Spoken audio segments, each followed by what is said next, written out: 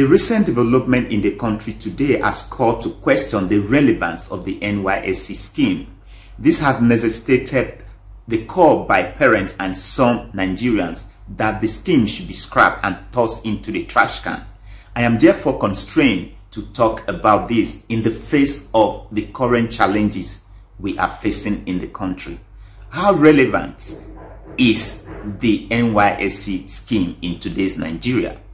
Welcome to my channel, Shini's Digest. I welcome on board my new subscribers and appreciate my returning subscribers. This is the channel where we get to speak out and say it as it is. The NYSC program was established in 1973, shortly after the Nigerian Civil War, as a post-Civil War effort to appease the warring faction. According to the then head of state, General Yakubu Gowon, the scheme was to reconstruct, reintegrate, and reconcile both Nigerians and the Biafrans, and to make them see themselves as brothers belonging to one indivisible country, Nigeria, and to make them promote national unity. It has been generally accepted that if Nigeria is to make rapid progress on all fronts internally, and if she is to make her mark on the continent of Africa, and indeed in the Committee of Nations, then her youth must be fully mobilized and be prepared to offer willingly and without asking for rewards in return their best in the service of their nation at all times. The establishment of the National Youth Service Corps is the first step towards the realization of this lofty goal. There is no gainsaying the fact that this scheme has, in almost 5 decades of its existence, successfully harnessed the potentials of our graduate youth as models for defining patriotism, as veritable tools for driving our quest for national unity, cohesion. Their core members have continued to render patriotic and selfless service to our dear country.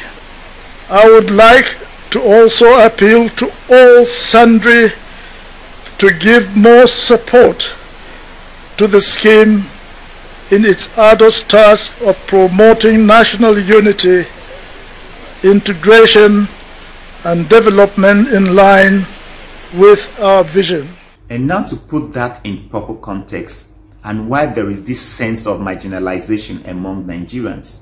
Nigeria is a country characterized by ethnic polarization and conflicts, and one of the most linguistically diverse countries in the whole world, with over 520 languages spoken. With 250 ethnic groups, some estimates even put the number at over 400 ethnic groups, with over 371 tribes. And when there is no equitable distribution of economic and political opportunities, a complete absence of egalitarianism, it is only natural that some tribes should feel marginalized. And this has been the bane of our problems in this country. The eastern part of this country had felt marginalized and badly treated by the then ruling class. Fellow Biafrans, on the occasion of your rally to demonstrate your solidarity with the struggles of your kith and kin back home, I send to you all fraternal greetings. You are all aware that for over 4 months now, Nigeria has been waging a war of aggression to destroy Biafra and her people.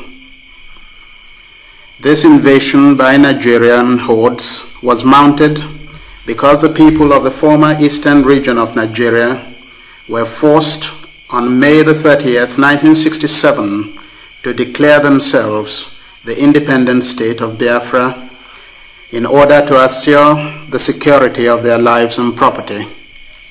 Since the 1950s, our people were expropriated and discriminated against in parts of Nigeria other than their own.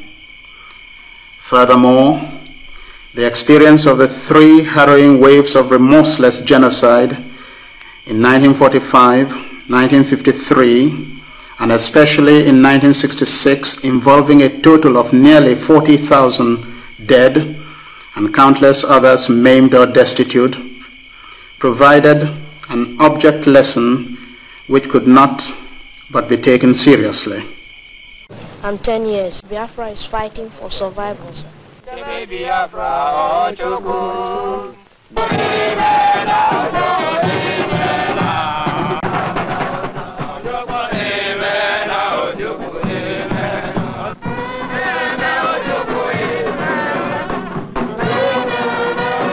We're fighting our own brothers, our own friends, our own probably colleagues that in fact we were trained together. Now, I accept them as my people. I don't call them enemies. They're not my enemies. That's why in fact we don't use the word enemy. We use the word only rebels against Ojukwu and his clique and those in famine that fight for him, but not against all the Igbos. So the NYSC scheme was to address this social malaise and to foster more cohesive and egalitarian country where everybody will have a sense of belonging and have access to economic and political opportunities. That was the purpose of the NYSC scheme. Now fast forward, this is 2022. Do you think the country still has all the traits of divisiveness, ethnocultural intolerance, marginalization, and a feeling of a failed state that were prevalent before the establishment of the NYSC scheme? Now fast forward, this is 2022. Do you think the country still has all the traits of divisiveness, ethno-cultural intolerance, marginalization, the feeling of a failed state that were prevalent then before the establishment of the NYSC scheme in 1973? Now in 2022, after about 50 years post-NYSC scheme, do you think the program has been able to bring Nigerians together and to make us appreciate one another in spite of our multicultural and multilingual diversity? An intention of this scheme was to bring young graduates from across the country and to foster national unity and remove prejudices, eliminate ignorance, and make these young people to learn firsthand about our differences and similarities, and for them to know that there is strength in our diversity. That was the original intention of the scheme.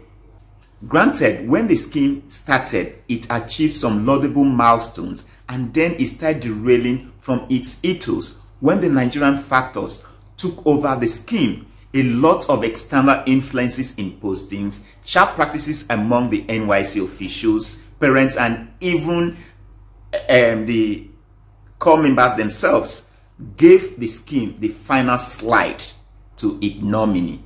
With the heightened insecurity in the country, which has become the last straw that has made nonsense out of the scheme, they're saying it is time the scheme was scrapped and tossed into the trash can.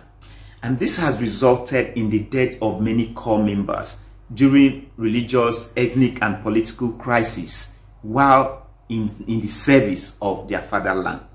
And this has made many parents to withdraw their awards or outrightly stopping them from serving. Another reason given by some why the scheme should be scrapped or reformed, let's say the scheme was established in the then good old days when Nigerians' problem was not money but how to spend the oil money of the 70s, when the economy of the country was highly competitive, when the physiological needs of these core members were adequately met. Now, compare that to today.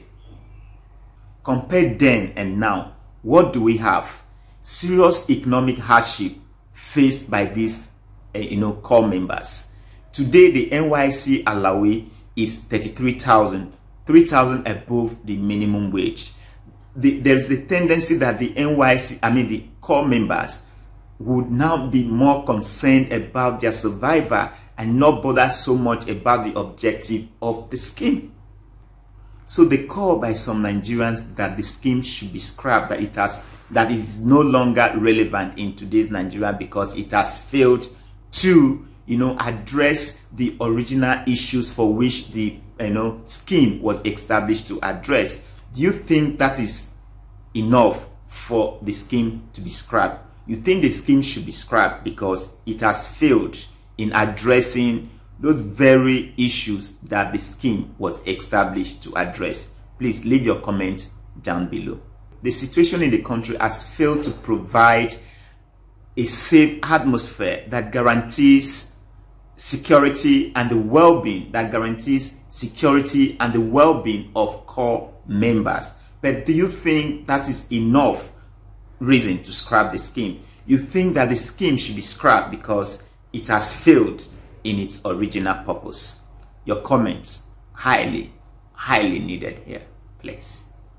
Have you noticed that the scheme has deviated from its original purpose to what I'll call the providential purpose? And this providential purpose has given the core members an economic safe haven. It has provided them with jobs, skills, year in, year out. And some core members who are thrifty have been able to save and also invested this money after passing out. This is an economic relief, considering the fact that there are no jobs even after graduation. So what's your take on this? Do you think this is enough reason to keep the scheme running? My closing thoughts. For me, the NYSC scheme is a good scheme from the federal government. The scheme should be reformed and new policies should be introduced to address our current realities. For example, with the many security challenges that we're facing, core members should be made to undergo some form of intensive military training for a period of 3 to 4 months, 6 months for their primary assignments, recall them to camp, and use the remaining 2 months to prepare them for their final drafting into security agencies like the military, the police, the civil defense, and the rest of it. In this way, the complaint about the shortages of manpower to man these security agencies would have been, taken care of. That is my take on this. This is where I draw the curtain for today. Thank you for finding the time to watch my video. If you like the content of this video, please do give it a thumbs up. Strike on that notification bell so that you get to be notified whenever I upload a new video. Leave your comments down below and do not forget to subscribe to this channel. Peace out.